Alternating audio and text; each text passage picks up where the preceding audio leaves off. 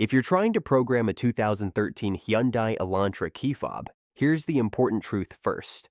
You cannot fully program a new key fob at home for this model.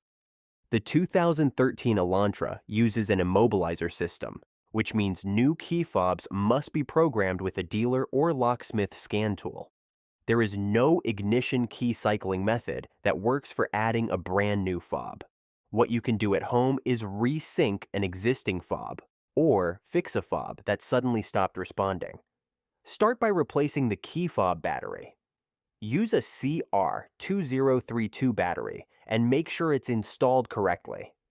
A weak battery is the most common reason the fob stops working.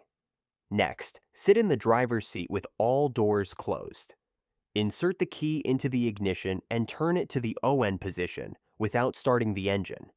Press and hold the lock or unlock button on the fob for about 10 seconds.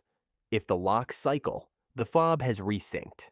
If the locks do not cycle, the fob is either damaged, incompatible, or needs professional programming. For adding a brand new key fob, you'll need to visit a Hyundai dealership or an automotive locksmith.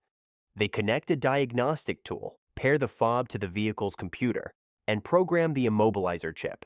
This usually takes only a few minutes. Quick recap.